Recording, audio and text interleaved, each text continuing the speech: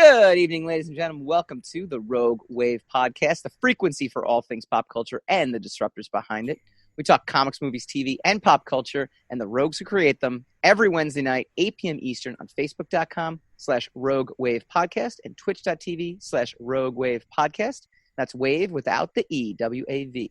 Download our podcast immediately following the live stream on all major podcasting apps, including Apple, Spreaker, Stitcher, Spotify, SoundCloud, you name it. We're out there. Search Rogue Wave Podcast or go to roguewavepodcast.com to subscribe to our podcast on Apple Podcasts. And again, W-A-V without the E. Tonight, we've got Bacon.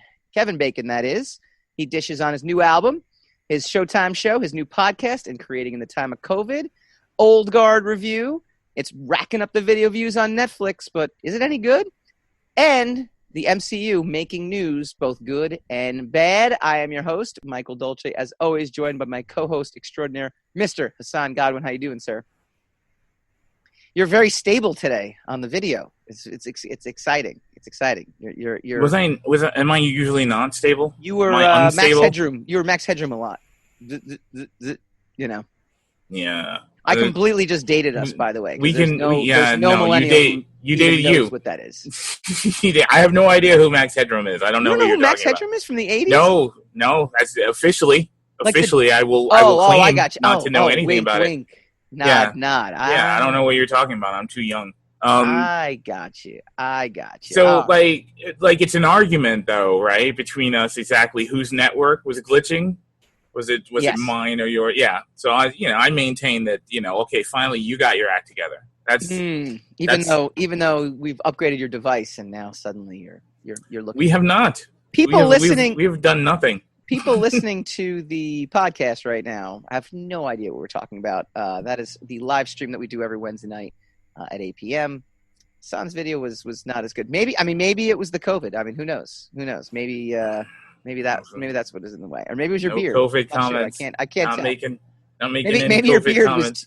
Maybe your beard was overloading your platform with the pixels. Yeah, you upgraded the RAM, so we're good. Yeah, there's that logic is sound. Let's blame the beard. Okay, it makes perfect sense. Right? Blame the beard. All right, we call this segment Rogue Rage. It is all the rage in the pop culture world. Tenet delayed indefinitely. It won't have a traditional global debut. Warner Brothers has pulled Tenet from its domestic release date, and it seems like the studio is planning to stagger its global debut. It's from Christopher Nolan. The theatrical release date was originally in July. Nolan has been committed for Tenet to get a theatrical release to support theaters, and also explained that it's an experience made to be seen on the big screen. But while theaters in New York and Los Angeles remain closed, Warner Brothers has pulled the release for now. However, they're still aiming for the film to debut in 2020. So it's actually very possible that it might debut overseas, but it's opening up, Pandora's box of piracy and everything like that. I think it's coming to a point now, though, where, you look at something like The Old Guard, which is what we're going to talk about, just streaming directly into people's living rooms and getting big numbers. Baseball is coming back tomorrow. Basketball is coming back. People are starved for, I don't want to call it a distraction, but they're starved for content. They're starved for entertainment here, especially considering the circumstances. Yeah, seems so. But I don't know. Obviously, the money, even though they claim that there's good money in it, obviously the money is an issue. Because if the money wasn't an issue and you could get comparable money streaming your brand new content, they would be all the theaters. Everybody would have left theaters in the dust, very, very quickly.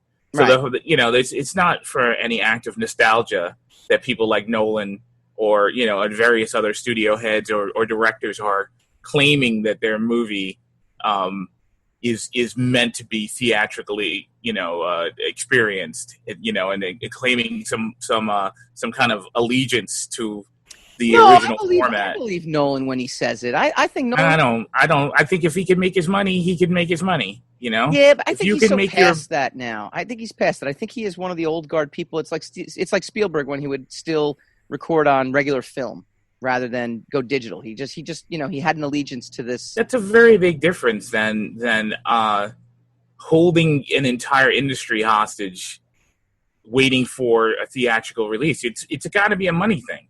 Because everybody, I mean, the studios don't even have directors or whatever don't have that much control over when their movies would be distributed, after the movies are made. Mm-hmm. Like Nolan can't really dictate exactly how the studio would decide to release the movie. Oh, he can though, and I'll tell you why. Because a director like him, right? If it's let's say was it Josh Trank from Fantastic Four? Well, he didn't get to dictate anything, right? Because he's Josh Trank. He has no track record. But someone like Nolan has a huge track record. The studio wants to appease him. He's he's in that upper echelon of directors where I think his input is generally like, hey, Christopher, we're thinking about doing this. No, I want to do theater. Okay, we're going to do our best. I think they're going to placate him for future relationships. Because by the time they finally start releasing these movies, there's going to be such a glut on the market that none of these movies are going to get a chance to, actually have none of them. It's arguable. Mm-hmm. I might be dead wrong, but it's arguable none of these are going to get to be billion-dollar movies when they're finally released, which is what the studios are all banking on, right? Yeah. Because I don't think a lot of people are going to come running to the theater, That's not right away. It's going to take a while for them to want to get back into the swing of things. Also, you're going to have like instead of 10 or 20 movies, you're going to have 50, 60 movies, debuting all simultaneously or jockeying for position all throughout the year. We will still not get free passes to these movies. I don't know how we do this. We gotta do something here. No comment. I'll bring my I'll bring my little handheld camcorder. That's right. I'm going old school with this. Better than I guess the phone is better now, but it's I don't know where we're going now with this. I'm gonna pirate it and send it to you because I know you're not gonna want to go to the theater. I will be your pirate, my man. I will take that. I will pay for 2 tickets. Without getting too deeply into that, I don't think you would have to do that. I think there are others who do that professionally who would more than happily. You think so? Yeah, more than happily provide the piracy. I understand that that's the resistance of going full digital or streaming most of these movies. That no one would be getting any of the money for them because they would be easily stolen. There's not a lot of incentive to jump onto a streaming service because, hey, I could just, if I'm crafty enough or I know someone crafty enough, I could get those TV shows or I could get those movies without having to adhere to any restrictions. So I get it.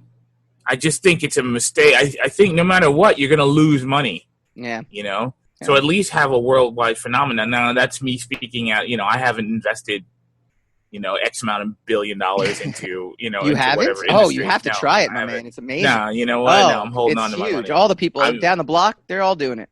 No, my money's still under my mattress. I don't even bother with that. Your cash is going to be useless soon. It's going to be a cashless society. But I'm going to scan it. I'm going to use a scanner. I'm going to scan all my money, and it's going to be fine. I've been told. You're going to have to You're going to have to turn it into gold somewhere. They're going to be like a gold exchange. I'll get the gold blocks.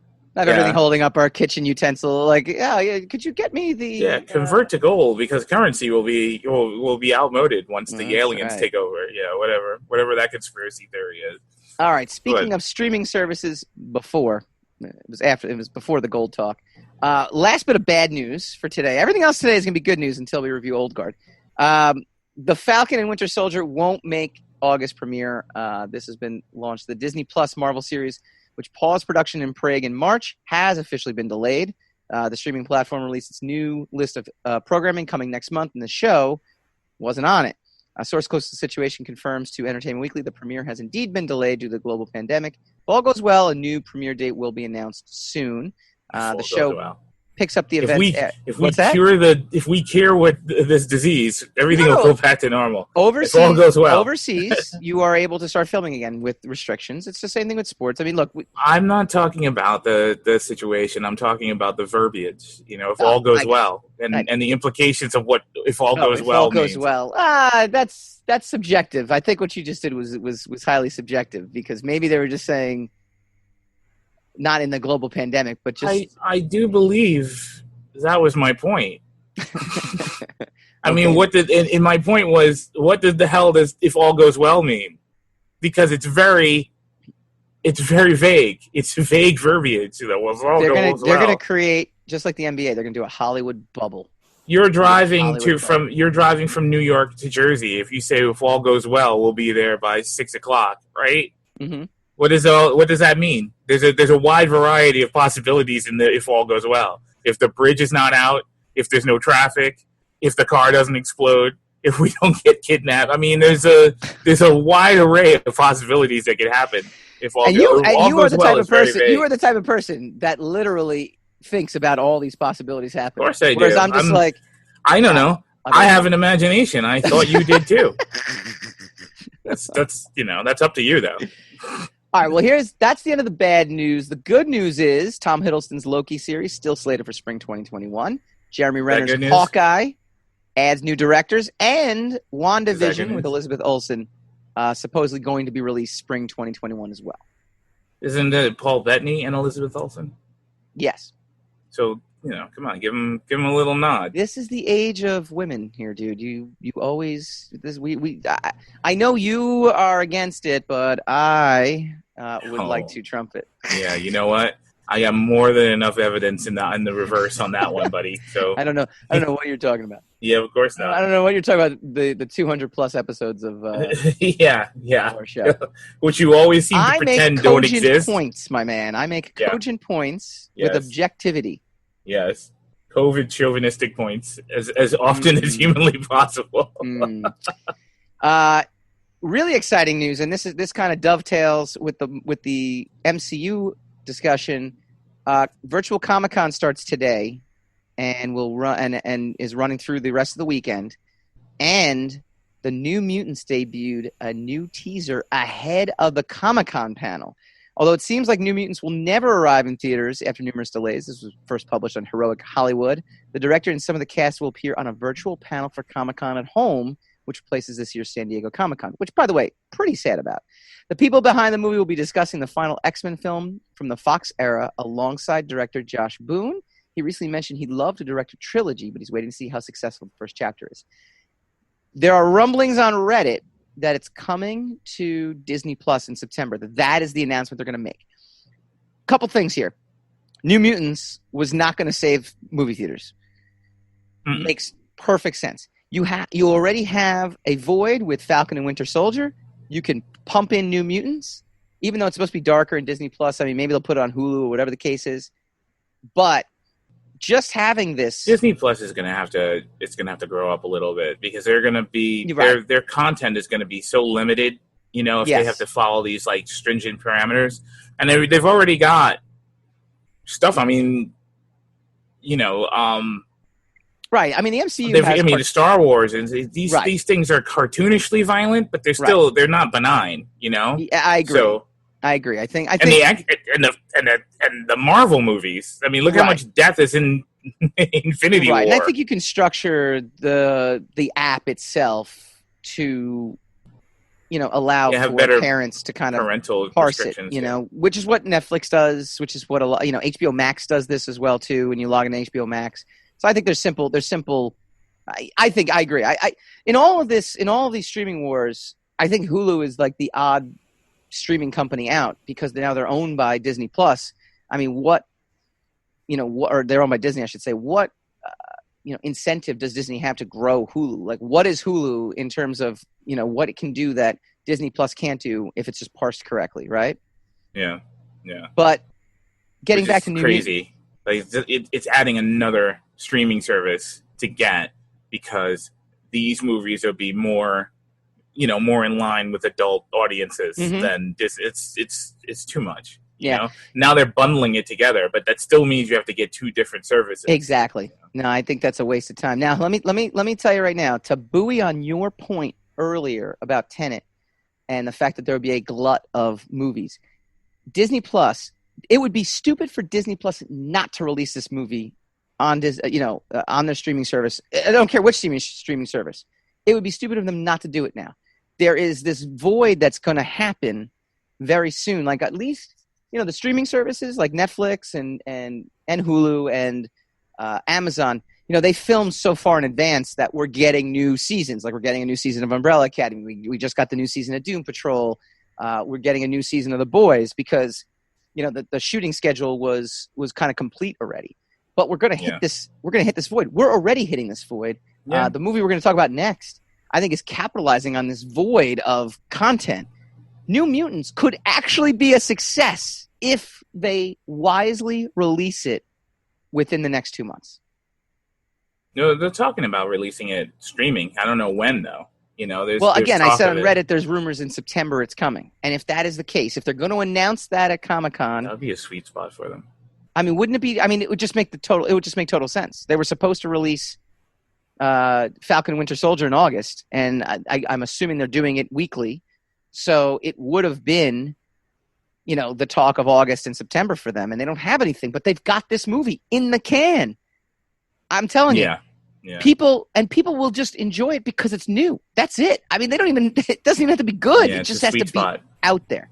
If there there honestly wasn't a void, shortage, right? yeah, if there wasn't a shortage, we wouldn't be getting the Snyder Cut. Nobody would be seriously entertaining that. Right. And I mean, talking about it like it's a big deal event. You right. know?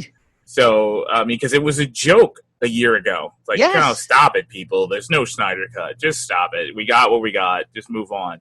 All of a sudden, now there's brand new paraphernalia from it. There's brand new images. There's people. There's content influencers talking about it like it's about to be the next big thing.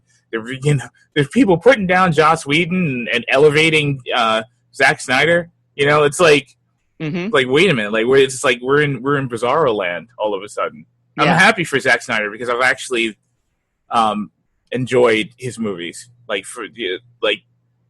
enjoy his style of movies. I think he's a talented movie maker. I don't think he's fluff. I really think. I mean, sometimes I don't agree with some of his choices, but I don't think that he's half-assing his way through this. No, he's not. He is full-assing his way into terrible movies. I don't think a lot of his movies are terrible, though. So I disagree with you. I thought 300 was amazing, but it was amazing because he really, shot for shot, stuck to Frank Miller's original graphic novel. I thought Watchmen was also as good an attempt at Watchmen as you're going to get in terms of adapting the original graphic novel. But that it wasn't his fault in my mind that it was sort of flat. I just think it's really difficult, and Alan Moore kind of said it. It's very difficult. I didn't make this to be a movie. I made this to be a graphic novel. That's what I made this for. I thought he did an extremely valiant effort in that. From there, it's been downhill. When he starts writing his own material and starts, because look, some people are really, it goes back to comics too, right? Like some artists, Dawn of the Dead. He's also got Sucker Punch. He's got Sucker Punch. I didn't think was very good, and that's what that was the first movie I was thinking about. But you're wrong about that. And then there's we'll do a Sucker Punch retro review. How's that? We'll do a Sucker Punch retro review. Maybe not next week. We don't need it. We don't need in the next couple weeks. We'll do Sucker Punch. And then Man of Steel. I mean, he's got some good. He's got some successful movies. Man of Steel is not a bad movie. It's a bad Superman. It isn't a good one. But I mean, it's. I think it's a great movie. It's a terrible story. I don't like the story. But that's my point. I don't know how much. Yeah, but that's how much of that can be blamed on him. He wrote it. He didn't write it. If he didn't write it, he co-wrote it. I mean, it's definitely his. Yeah. These were his ideas. Because there's no what's his name? Nolan isn't involved in that to a small extent. So is Now I'm gonna. Oh no. Why can't I remember the guy's name? Here, wait, hang on. Let me Man of Steel credits. Writing credits. Christopher Jonathan Nolan, and also. No, yeah, he's not. Yeah, they didn't have anything to do with that. Yeah, they did. They're behind it. Full cast and crew. Look at IMDb popping right up. My magic device that tells me everything. What's his name? Goyer. Oh yeah, Goyer, right? Goyer and Christopher Nolan of all people. Duh. Look at you. What the hell? I know what I'm talking about Goyer on this show. Yeah, Goyer. I got to interview Goyer a long time ago. I have to find that interview because we. You won't interview him again the way you're talking about him right now. But that's what I'm saying. So it's not 100% his fault. All right, I'll give you. He's a director. You know what? Mark it down. This is your lucky day. But yes. I know what you're talking about. And then there's correct. And then there's Terrio, who wrote What, Batman v Superman? Batman versus. I think Terrio wrote Batman versus Superman, I thought he was going to write. I thought he was going to write Justice League. No, he did Justice League. Terrio, I think. Yeah, but who wrote Batman versus Superman? Oh my God! All right, well, we're not going to spend the rest of this time just looking up why awful movies. Why? We're about to talk about another awful movie, right? So, oh, you tipped your hand a little bit. I like it. I actually didn't. I totally didn't. No, what part? I didn't. I'm carrying off of what you said about it because you already made a negative comment about it. I did. Yeah, it's Chris Terrio and Goyer wrote Batman vs Superman.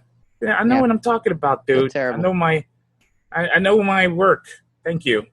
This is my wheelhouse. So anyway. All right. So enough talking about bad movies. Let's talk about. So I can't blame Schneider for that completely. You're the one who said he wrote it. That's you, my friend. Old Guard rising to the top of the charts, ready to reach 72 million households. The Old Guard is quickly climbing the charts at Netflix. Directed by Gina Prince Bythewood and starring Charlize Theron. It was released on July 10th.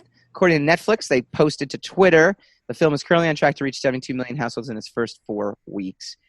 Currently at the top of the list is Extraction at 99 million, followed by Bird Box at 89 million. The assumed metrics would put the film at 6th position, right after Murder Mystery and before The Irishman.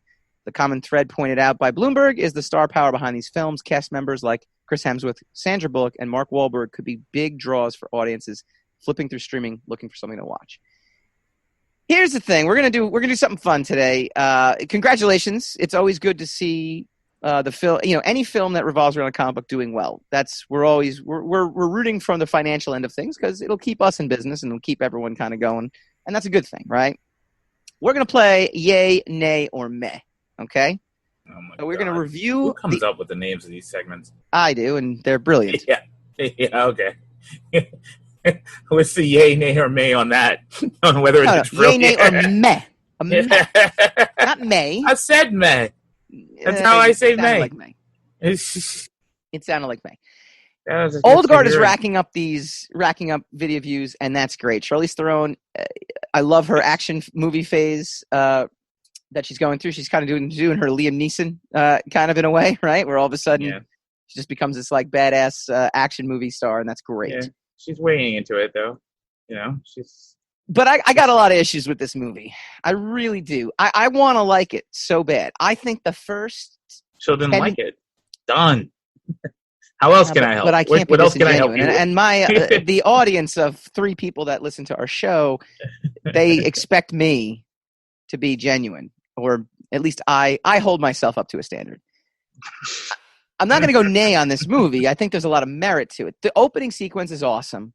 I thought the scene of them coming back to life, even though I knew what the movie was about, to actually see it viscerally on screen where, the main heroes, and spoilers for anybody who hasn't seen it yet, to see them kind of get shot up and killed, it's actually, even though I know they're not dead because I knew the plot of the movie, it was still pretty, visceral to see. It was a cool, because it's just something you don't see. You don't get to meet the heroes and then they're dead in the first 10 minutes, even though obviously they come back to life. So I thought that was pretty cool. It had me interested and hooked, right?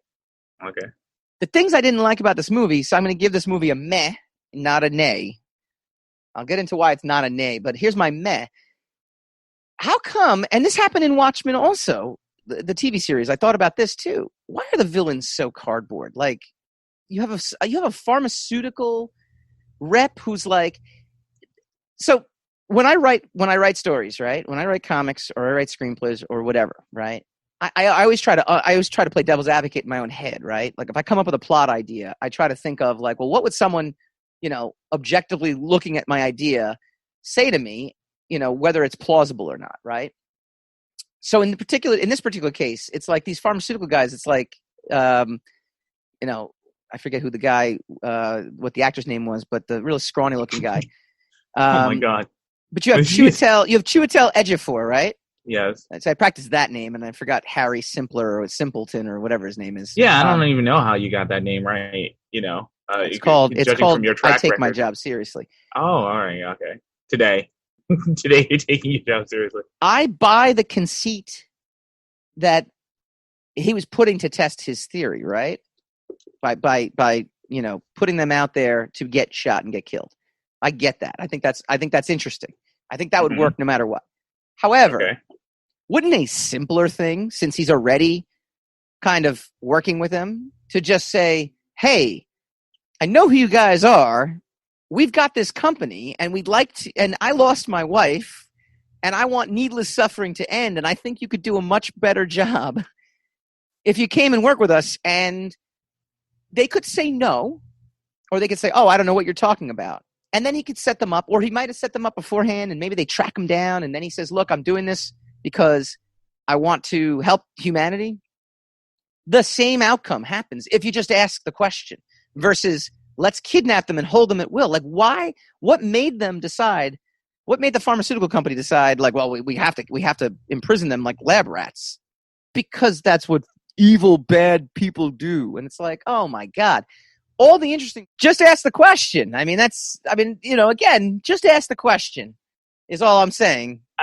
And you could change that whole entire... The point I'm trying to make is that you got to set it up for the audience exactly what's going on, because you're coming in with grievances, right? You're aggrieved because of what you're watching, but nobody, if they're listening, well, they shouldn't be listening to us if they don't know that, if they haven't seen it, because we're spoiling the hell out of it. But I mean, if you're so Charlize Theron and a bunch of guys, they're a paramilitary group. There's some kind of spec ops like mercenary crew that's being hired by Chiwetel Ejiofor for I don't know, very vague reasons to go to this particular place to do this particular thing. They go in, they get ambushed, they all get murdered theoretically, or ostensibly, riddled with bullets, and then they get up, seemingly not killed. Cool scene, had me hooked, which you can still do in my version of things, because maybe you do need to prove that they are who they are, right? But in this revelation, right? In the revelation of the moment, they're immortal, right? And then they kill the guys that killed them, and they realize that they were being filmed. That this whatever group has hired them is onto them, and so they kind of go into hiding. That's the beginning premise of the film that leads into the story. In the meantime, there's a soldier in Afghanistan. I think they established Afghanistan. Played by Kiki Lane, and she is, on a mission. They're kicking doors in to find this, find this insurgent. She's killed, and she gets killed. And graphically, you find out she's the next one of them. Yeah, and so because there's a intrinsically psychic link between them all, they find out that she's immortal through mutual dreams. Mind stream or sensation. Yeah, dreaming. We're going to walk out of this, by the way. We're going to walk out of this by, you're going to be meh as well by the time we're out of this. This is going to be a Jack O'Donnell moment where I convert your feelings on this movie by the time we're done. Because you're going to do it all yourself. Because you're explaining it now out loud, and you're like, oh, wait a minute, okay. No, I'm not in the dark about how I feel about the film. I have rather strong feelings about the film, but so all right. So and then the premise is basically they're being hunted, but in the meantime, they're going to go find Kiki Lane to bring her into their organization, because that's what they do. That's basically because her being immortal has now shattered all the aspects of her life the way she knew it. And they're going to have to kind of bring her into their life, and so they're established as kind of you couldn't call them altruistic, but they're kind of compassionate. They are established. They're not altruistic from their from doing what they believe is the right thing to do. But that's the thing. You can't necessarily call that altruism. They think they're altruistic. It's not a nay, right? It's not a nay for me. There's a cool story in here somewhere.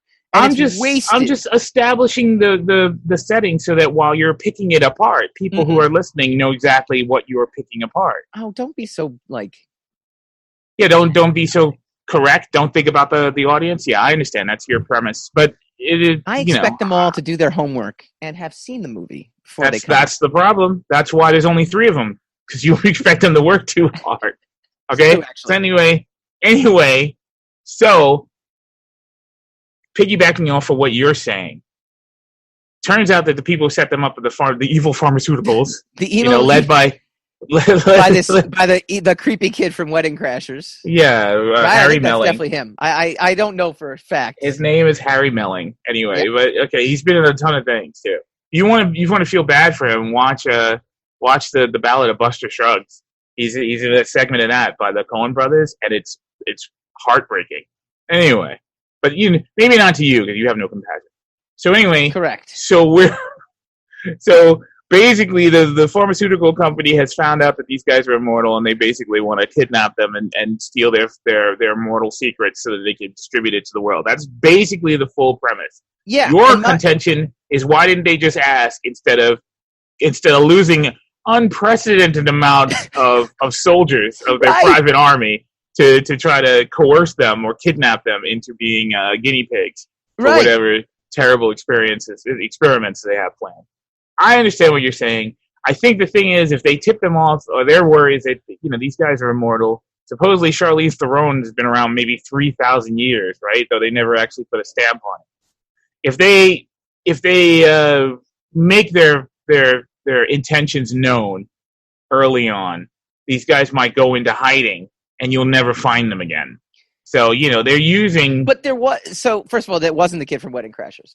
At least not according to his filmography. I'm looking you're it up just right bad now. at you're bad at this. No, I'm just saying that's what he looks like. He looks like this. the creepy kid from Wedding Crashers. But anyway, no. So you have to verify these things before you say them. To counterpoint what you just said, sorry, spoilers again if you haven't seen it, one of their own ends up betraying them anyway. He's been working with them the whole time. It's like, why wouldn't he just, why wouldn't he be like, hey guys, I think we should work with these guys because maybe they could finally unlock the secrets of what makes us immortal and we can get away.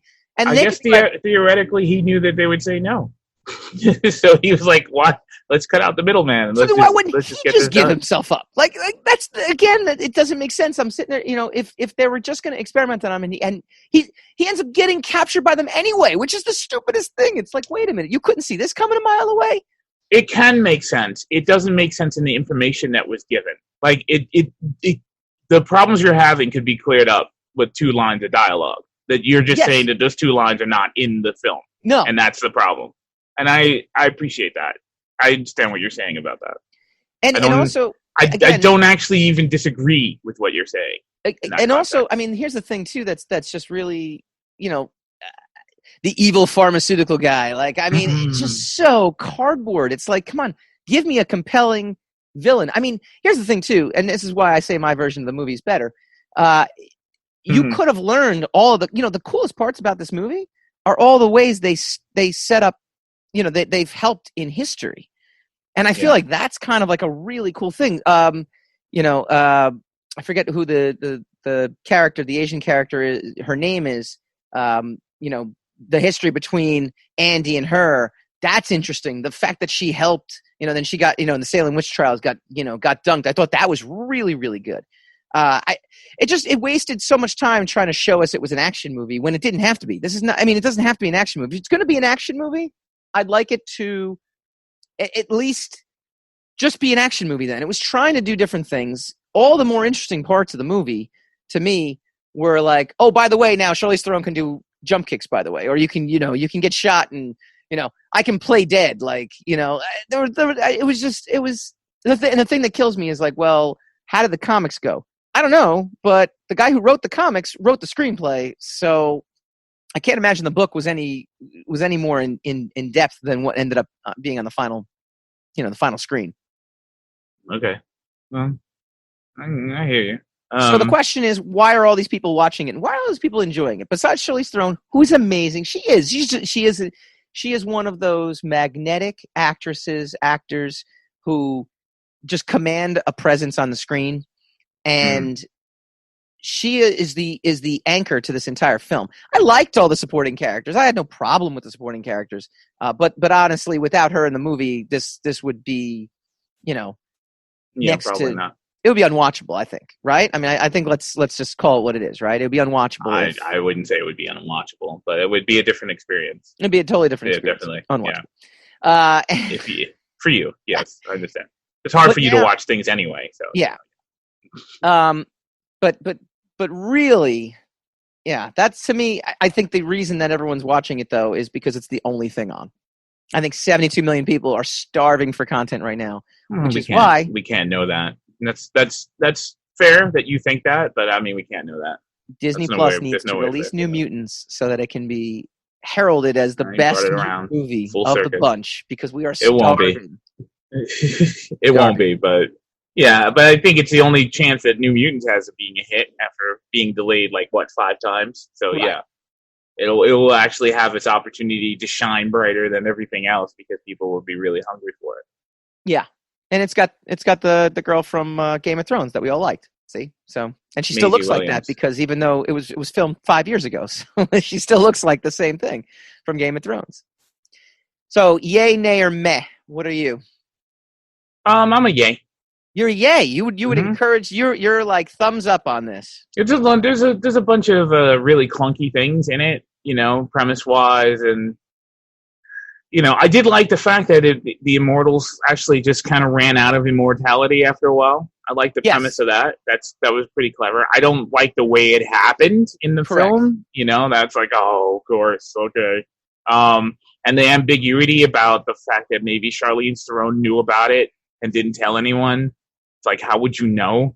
You know, and they had, and I do like there are a bunch of very matter of fact moments that they have that are really, especially dialogue moments that are really great, where they just say, yeah, I did this, or yeah, we're immortal, yeah, we do this, especially like with Charlize Theron explaining to Kiki Lane, whose character's name is Nile. So Charlize Theron is Andromache, and Kiki Lane is named Nile. So when Andromache is explaining to Nile about certain things, like, at one point she's running away, and Charlize Theron shoots her, like literally murders her. Yeah, that was cool. She wouldn't run away. And then she says, "You shot me," and he's like, "Yeah, I did." So get in the car, like things like that, without over enhancing it, without any pretense, without over embellishing the circumstance.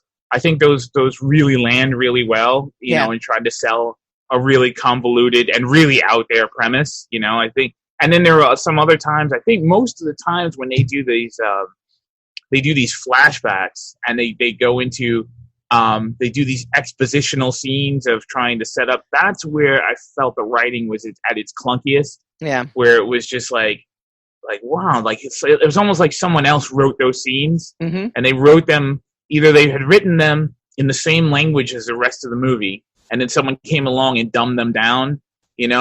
Someone who wasn't the writer came along and intentionally dumbed them down so that so people would be able to follow them, or the writer himself became very self-conscious about explaining the premise, and then it just really got clinical, because those are the scenes that kind of landed with a thud with me. It was, and I don't even think you needed to explain a lot of that stuff. I don't think you did either. I think it was pretty easy. Again, it was almost like, two movies in this, right? I mean, you have the new immortal that rises, but at the same time you have one of their own who is sick of being immortal. Those, to me, are actually two separate movies, right? Or two separate plots. Well, I mean, yeah, but you can integrate them, but they didn't do a good job of that, in my mind. And that's why, again, a lot of cool things in this movie, but ultimately I give it a meh.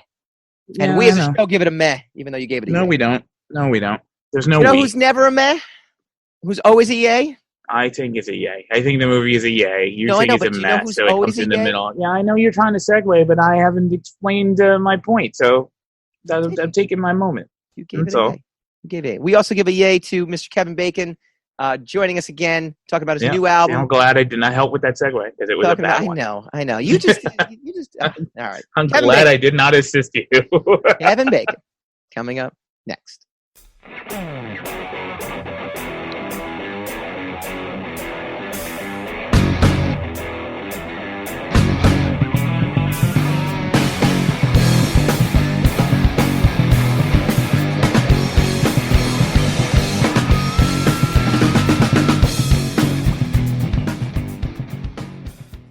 Welcome back to the Rogue Wave podcast. This is Michael Dolce, as always, joined by his co-host, Mr. Hassan Godwin. But today we have a very special guest.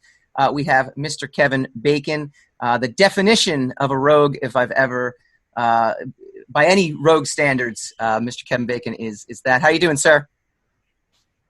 Good. How you guys doing? We are fantastic. We are hanging in there throughout the pandemic, and we are a pop culture show that obviously has no pop culture. So when we saw that you guys were releasing a new album, we said, "Hey, this is pretty good. This is pretty good." So talk to us about the new album, the new Bacon Brothers album, The Way We Love.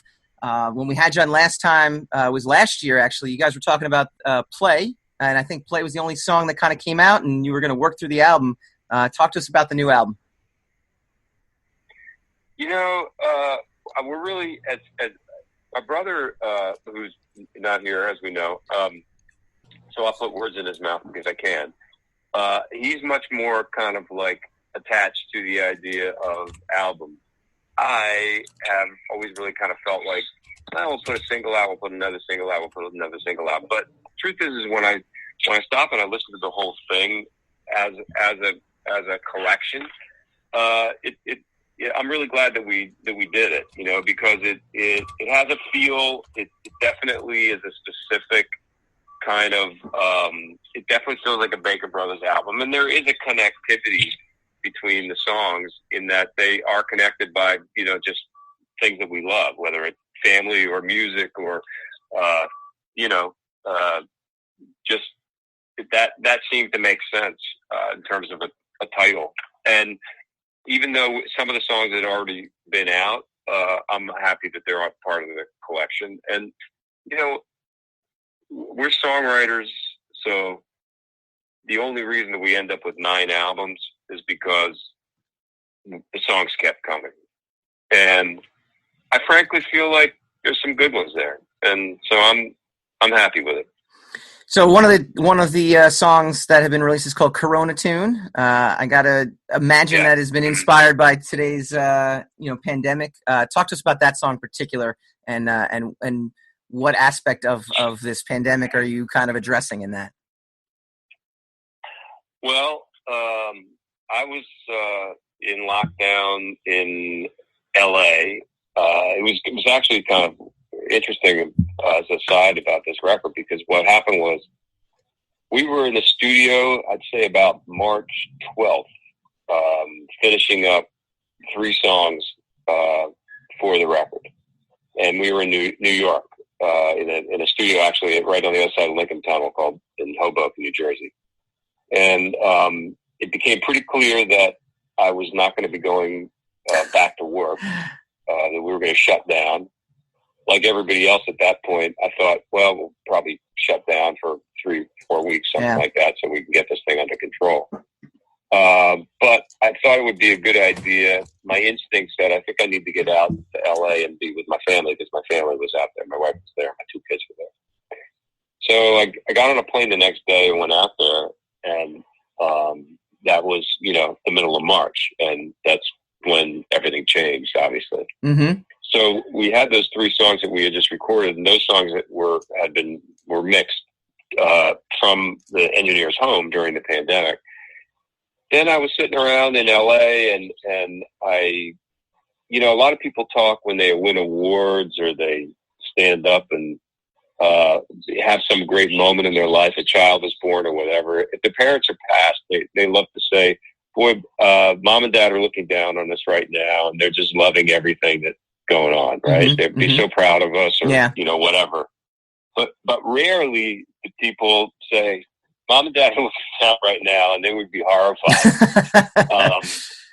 It's like when things go bad, nobody thinks about that as a notion.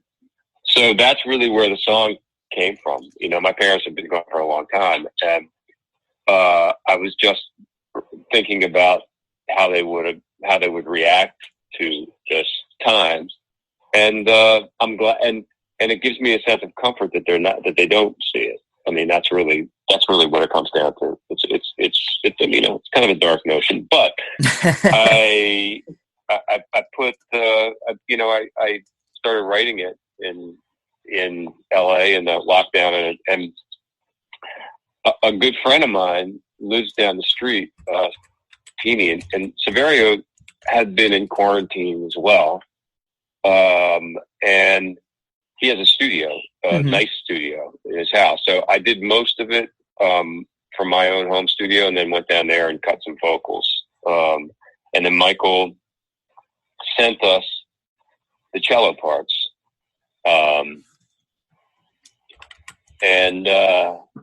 How's that been, actually? In LA. Yeah, how has that been working? It's fine. I'm glad you mentioned that too, because I know a lot of artists are doing this, where they're working across Zoom, or they're working across email. Do you find it challenging? And again, I didn't mean to interrupt, but I love that. I love hearing. Okay. I love hearing that. Like, how do you guys do this across? This. Well, we've actually done this quite a bit. Where it's basically a question of file sharing. I mean, we did almost an entire record a few albums ago where our band cut the tracks from home studios, because everybody in the band has some version of a home studio. Mm-hmm. They've got good mics, they've got good big, hard drives and good amps, and you really can do that if you start with a basic guide track, and there's click, and the beats per minute. You can really do some pretty cool file sharing, and then it's just a question of editing and mixing and making it work. So that was not all that unusual, to tell you the truth. Yeah. When we got into that with this one, Michael's cellos came, and they came, over the webs, and we put them on. And so for you, actually, the process was kind of almost the same. So you were prepared for the pandemic in a strange way, right? I guess, yeah, maybe. That's one way of looking at it. I'm not sure I was quite prepared, but yeah. What are the standout tracks? Now, something that always strikes me is, because this kind of evolved over a series of, many months. Did you fall in love with any tracks? Did you fall out of love with any of the tracks? Is there a couple that that really kind of hit you more now than it did before? Anything like that? The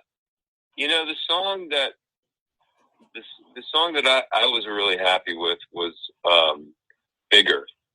And the thing was that, I wrote Bigger, I did a demo of it, and unlike some of the other ones, we started playing it live, and it's an interesting process, because I will bring a song to the guys, and I've done a demo, or Mike's done a demo, and there's a sound that we're going for. There's a certain tempo.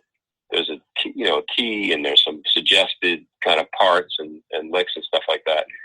And sometimes the song takes on a completely different vibe than what the demo is, and sometimes it's really, really pretty close. Mm-hmm. And in the case of Bigger, I just kind of heard it in that way. And the first time that we started playing it, what we do is we'll introduce the song to the band, and we'll play it during our sound checks. Yeah. And then eventually we go, okay, here we go. Let's play it tonight. And you put it out there, and you see how the audience reacts to it. And it's not like a song that's like, I wouldn't say it's like a song that gets everybody on their feet, crowd pleasing. It's not funny. You know what I mean? It's not that kind of a tune. Yeah. But it felt right. Like, musically, it felt right. It felt like it was really in the pocket. So that when we got into the studio the day before we started the lockdown, yeah, we had played the song a lot. Yeah. And it was one of those ones where I just feel like it just lay in really nice when we recorded that tune. Yeah. And now, when you said before you recorded the different parts, don't you eventually get into the studio together though? Or have you done that before, where you haven't gotten into the studio together and still managed to record the finished song? No, I've done. We've done it. We've done it where we haven't even seen each other. Wow. We like to joke that it's great. You know, you can make a record, never have to hang out. No, we have definitely done it. We've done it in that way. Oh man. Okay. Yeah. I'm trying to wrap Hassan, my co-host, and I, we're musicians also. And I can't even fathom the thought of not like getting the vibe or the energy together, but at the same time, I would never know it listening to the songs. Like I would never, from listening to your songs, I would never know. Yeah, but that being said, they also a lot of times were things that we had played, you know, multiple times. Okay. So it's not like you know, there's one song on the record that was done during the pandemic. Mm-hmm. It was produced by a guy named Joe Nicola mm-hmm. in Philly, and we didn't see each other at all. Yeah, I mean, it was he had some people, he had some musicians in the studio, but not us. We were just, you know. I did my vocals in L.A. and Mike did his vocals in Pennsylvania, mm-hmm. and I'm trying to think that I put any guitars. I don't think either one of us even. Yeah, so yeah, it can be done. It can be done. I mean, I don't know if you guys ever feel this way, but the hard part about the studio to me is to try to capture the excitement of what it's like to play live. Yeah. And to get that kind of like excitement and to not make things too sound too produced in a way, you know? I mean, it's okay to be produced to a certain extent, but you also want to have a little bit of spontaneity, you know? So capturing that in theory, if you're not in the same place, sure, is difficult. But sometimes you really can, you know? I mean, sometimes you really can. I always crack up because we did a record where, you know, I said, okay, I want to do this entire record in the studio. I want us all there together, and we're going to do, maybe we'll do like 4 or 6 takes at the same tempo. Yeah. Of a song, and we're all going to play at the same time and do a minimum of overdubs. And then if we have to edit, you know, between one take or the vocal on one or whatever, you know, we're going to be able to do that because there'll be enough separation. And we did the whole record like that, and it was really fun to do. And then it blew my mind because somebody said to me once, yeah, you know, it just sounds kind of overproduced. So I was like, well, I don't know what to tell you, you know. You're a tremendous sports fan. I know you're a Knicks season ticket holder, or you're at least you're there at the Garden. You're always one of the famous guys there. On this record, you managed to wrangle in another New York sports legend in Bernie Williams. Talk to us about that and what it was like working with Bernie. You know, great. It's crazy about Bernie. He was really sweet to come in and sit in with us that night. That was a live track from a place called Sony Hall in Manhattan, and we met him at a benefit called Love Rocks, which is a big kind of star-studded event at the Beacon that they hold every year. Mm-hmm. And you know, he plays his ass off. Clearly, guitar, yeah, as well as baseball. He might be a better guitarist than he is a baseball player. as crazy as that sounds. He's awesome. Yeah, he's awesome. And you know, he's a very humble guy. Yeah. And I think that there's something that we sort of related to because, you know, most people don't really like it when you do two things. For instance, be an actor and be a musician. You know, people are resistant to that. It's, you know, people find that kind of annoying. Yeah. And, you know, we've had to sort of push back against that for the entire career that we've had. So, of course, you know, if you're a baseball player, you know, there's going to be a lot of eye rolling when you hear that, Bernie Williams is going to come out and play. And he's a very serious musician. Oh, yeah. And it takes no time at all to see that he's got fantastic chops and taste. And so Michael came up with the idea of doing Mercy, Mercy, Mercy, which I don't know if we've ever done an instrumental before. Mm-hmm. So that was kind of fun. And we just played it with him that one night at Sony Hall, but we got a pretty good take on it. No, that's awesome. I've seen him perform, and he's just, it's, you know what? I can't disagree with you though. I mean, even, if you hear about, the actor Kevin Bacon or the baseball player Bernie Williams, there's always that skepticism. It's just ingrown because you're only known as just one thing. That's what the public sees. They don't know how you are behind the scenes. They don't know, if you're a devoted musician or a, devoted father, devoted whatever. They don't know all that stuff. So I can't help but agree with you. There's this natural eye roll that just kind of goes with it. But tremendous to have him to perform with him as well. Switching to the acting side, I know A City on the Hill got renewed. Where were you guys left off in terms of filming the season 2, or did it even start at that point? We were on episode 3. Okay. So yeah, we were on episode 3. So. Yeah, what was that like? You were in the middle of filming, and then just everything gets shut down. Is there any updates in terms of maybe coming back and doing more filming, or no? Yeah. I mean, I'm actually hoping to hear something this week. It's going to be challenging. There's a lot of protocols that are in place mm-hmm. for, how it's going to happen. And clearly the actors, are the ones that are, the most at risk because we have to take our masks off. But yep. It mm-hmm. will be like, it'll be like filming, I guess it'll be like filming in a pandemic. I don't know. We'll see. I don't think anyone really knows exactly what it's going to feel like.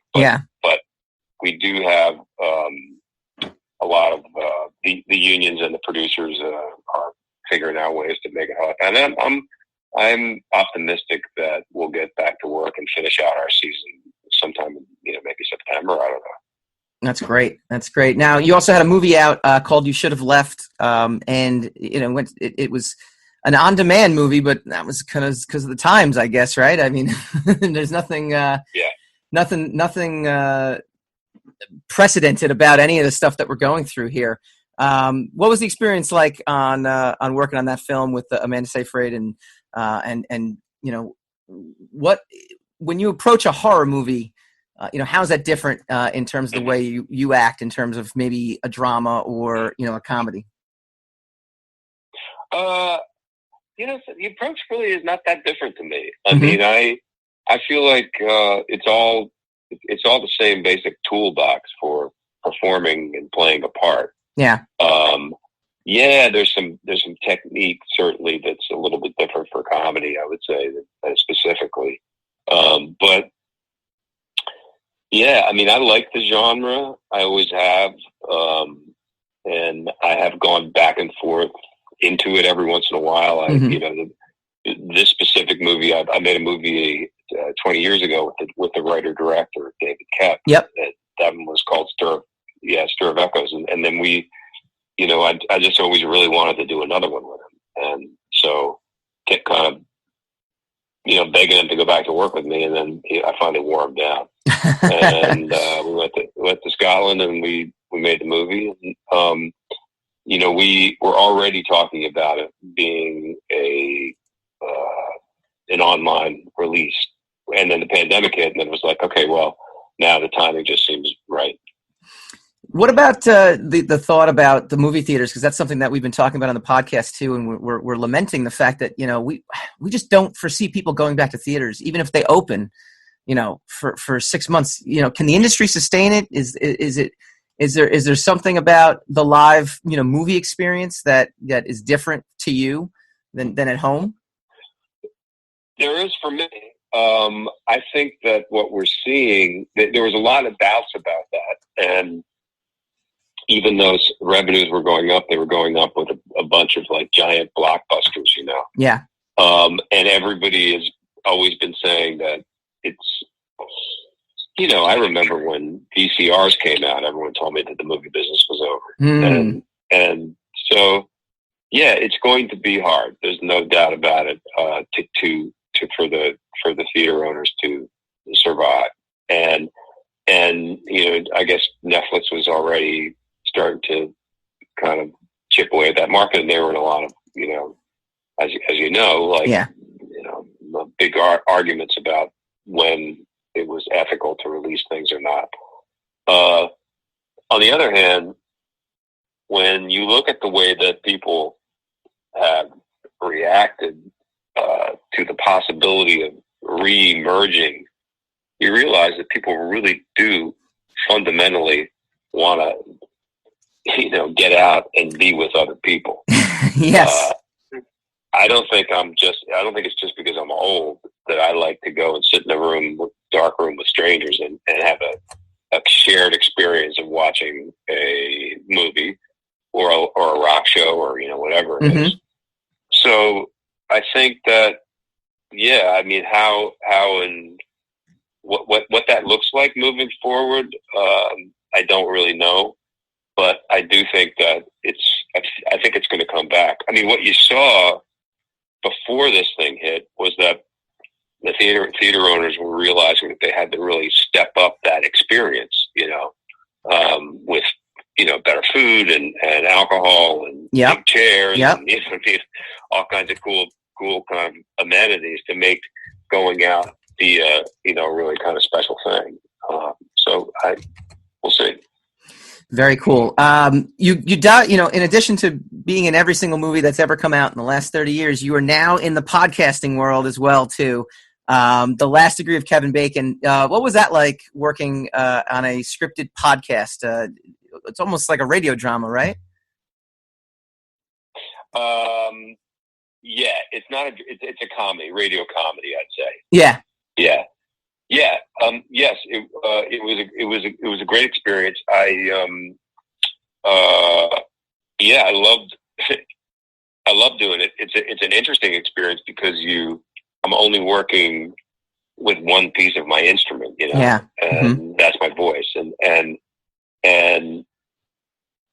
it was an idea that I'd done some stuff with some of the people from Funny or Die, made a couple of short films with them, and directed one with the guy that wrote Last Degree of Kevin Bacon. And he pitched me the idea, and I said, "That's cool. I love that." And Spotify, jumped on board, and we had a really good time making it. Is it? You said you only got to flex one instrument. Did you find it more challenging? To do that?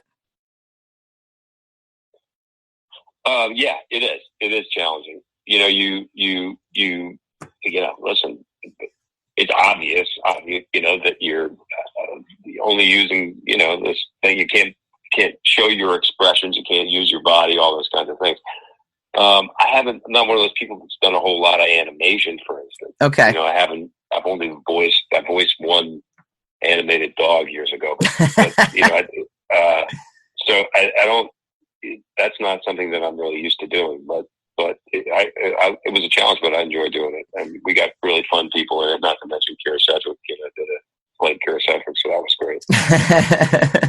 Last question: you have played in every genre that you can imagine. You've done horror, you've done the superhero world, you've done drama, comedy. What's your favorite in all of this? Like which one do you really light up and really sink your teeth into? Do you mean genre-wise? Yeah, like what's the type of script that you it's like, this is the one. This is, if I could do this all day every day, I would do this. Oh gosh, I don't know. I this is what I feel really grateful for. You know, when I set out to become an actor, what I really wanted to do was to be able to play a whole bunch of different kinds of God. Mm-hmm. Like the idea of, I never was interested in playing me. First off, that's just not interesting. I don't, you know, even in The Last Degree of Kevin Bacon is a created character, it's not me, you know. And so because I've been lucky enough to have a lot of different types of parts to play, and because I'm open to pretty much doing anything, I've been able to move across genres, you know. And that to me is something else that's just, I just feel, you know, so grateful for that. Yeah. I get, you know, people send me scripts and sometimes they're funny and sometimes they're dark and sometimes they're, you know, mysterious. And sometimes they're, you know, straight drama, and you know what I mean? I feel really, I'm just very lucky in that way. Well, we are lucky to have you on. This is the third appearance on our show, and we really appreciate it. We wish your brother was with us as well too. But Kevin, thank you so much. And again, we look forward to the new record, and we look forward to having you on again sometime soon. Thanks so much, guys. Great to talk to you. Stay safe and stay healthy.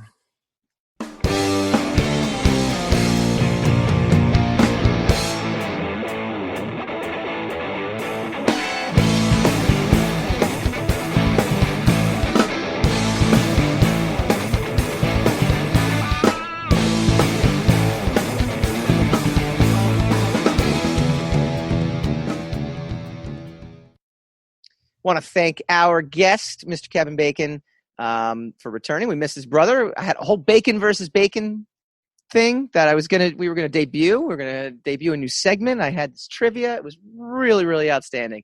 That being said, I had to change my shirt. We were really happy that we at least got Kevin Bacon to come on and talk about, again, the new album, which go out and listen to it. We got to listen to it last year. There was just a couple singles released, and obviously, you know, the time of COVID is a time where people have a lot of time in their hands to do some creation. So we're excited to at least get our ears wrapped around the new album and his new podcast, by the way, which is really, really funny. All right. We are big fanboys about all things comic book, and we like to bring you the inside info and the source material that will make its way into large and small screen. We call this segment Spinning the Racks. Spin the rack, spin that rack.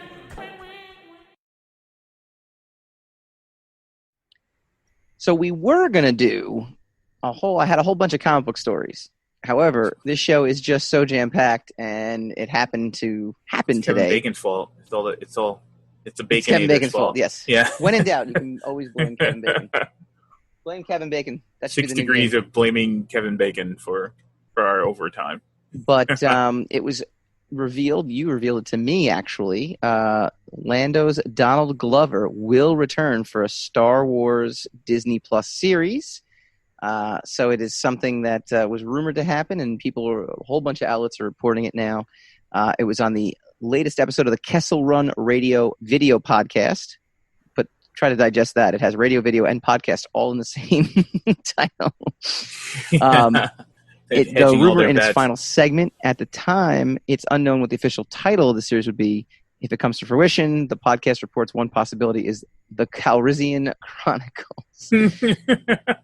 That's definitely a guess right there. Yeah, it's on the heels of Alden Ehrenreich, who had actually also been previously interviewed, saying he would love to return if the story was correct.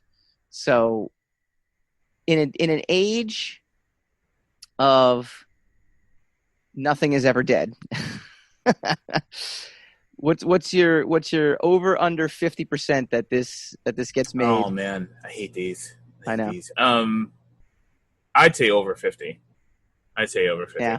Look, there's a lot left undone, a lot left unsaid. I think whereas you could expect a company like Disney to not want to put millions, hundreds of millions of dollars behind the investment of a movie that has already not proven out in the box office, right? You could also expect them to want to cash in on as many, as many opportunities as humanly possible with the franchise. There are people who use as metrics for the viability of a product, the manufacturing of collectibles, paraphernalia, or whatever. The collectible paraphernalia for Solo, a Star Wars story, through Hot Toys and Sideshow Toys, is almost a boom industry. Like there's been a serious resurgence of desired collectibles and the selling of collectibles for that, and a lot of people use that as a metric to realize to substantially predict exactly what moves the home company, the mother company of Disney is going to make. So this has been rumbling for a while. Again, we emphasize this is just a rumor. But I do believe that there's a huge possibility that this is going to happen. I think where there's smoke, there's fire, right? Yeah, I think it's the best way for them to capitalize on the Mandalorian, continue the story, whatever story they had planned with the Solo. Amelia Clark's available. Yeah, Clark's available. with the Solo trilogy that they might have wanted to do, that they would theoretically wanted to do. I think Donald Glover was great as Lando. I don't think they gave him a lot to do in that movie, but I think he did a great job being Lando. Yeah. And so if Alden Ehrenreich could be in various episodes, and we could get some more insight into the character, and then we could get some more of that world, which was really well constructed by Opie. by Ron Howard, excuse me, really well depicted, because it was constructed in the original trilogy, but it was well depicted. I'd be happy about this. Oh, I'd be thrilled about it. Yeah. Look, against all reality, because I know I gave you a seriously hard time about it right after the Last Jedi, when you saw the trailer for Solo and you were like, it looks fun, and I was like, shut up. I was extremely. Here's the funny part. And not to really harken our Last Jedi debate again, which is really not much of a debate because we were on the same side on this one, but for some reason Disney was the only entity out there that thought Star Wars needed a reboot, and they came out with Last Jedi. Like they were the only. They're like, hey, we just bought this franchise for $4 billion. Our last movie made that essentially. Let's reboot the whole thing and let's go in a completely different direction. Yeah. Let's trash all the goodwill that we've something that is in line with the mythology, with the tone, with everything. It actually did poorly. All things considered. So another bite of the apple, another chance for them to right. If Zack Snyder can get Justice League made,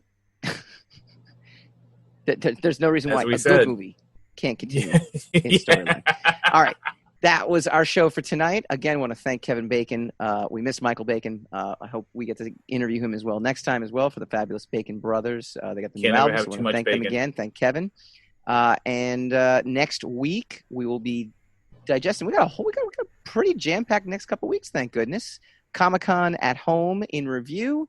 We've got Cursed on Netflix, and the Todd McFarlane biography is airing this Friday is it this Friday? The 25th, right? Yeah, the 25th. No, it's Saturday night, Sci-Fi Network. We'll be talking about that as well, because definitely be exciting. A rogue, if we've ever seen one, is Mr. Todd McFarlane, and he will kick off our very first Rogues Gallery segment. Yeah, we're going to do a Rogues Gallery segment all about Todd McFarlane next episode. See you then.